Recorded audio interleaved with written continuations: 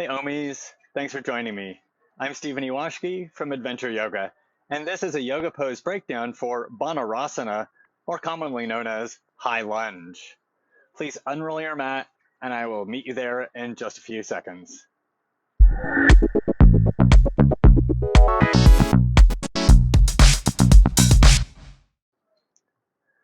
For this yoga pose breakdown of Banarasana, or High Lunge, please stand at the top of your mat in Tadasana.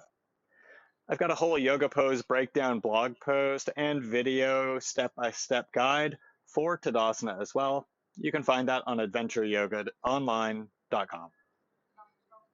For now, stand in Tadasana at the top of your mat and we'll practice High Lunge. Fold forward, bring your fingertips to the ground. If you can touch the ground and keep your legs straight and fold over your legs, do that.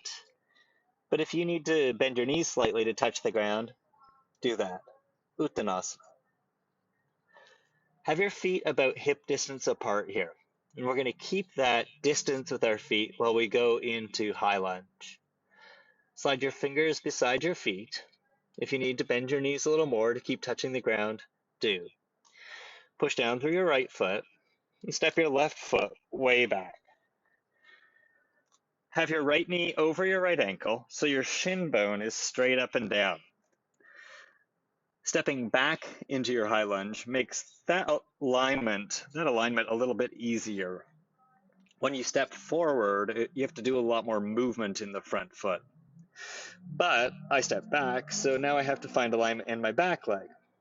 What we want is your heel over the ball of your foot. It's quite a long stance. Also, we want to keep our feet hip distance apart, so if you stepped your left foot in towards the middle of your mat, make sure that your heel is in line with your left sit bone or the center of your left butt. Have your right knee over your right ankle.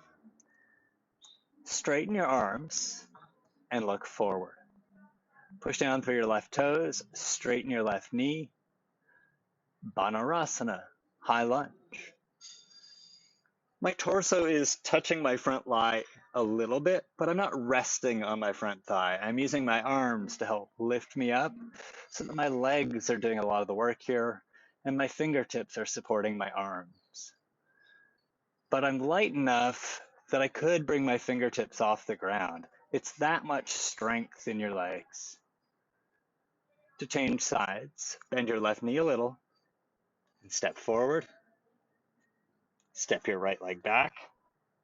Work to have your right heel over the ball of your right foot, left knee over your left ankle. Look forward, straighten your arms, straighten your right leg. Banarasana, High Lunge. After High Lunge, downward facing dog makes a nice counter pose, so place your hands flat, step your left leg back, and come into downward facing dog, Adho Mukha Svanasana. Stretch up through your hips, stretch out through your shoulders, stretch back and down through your heels.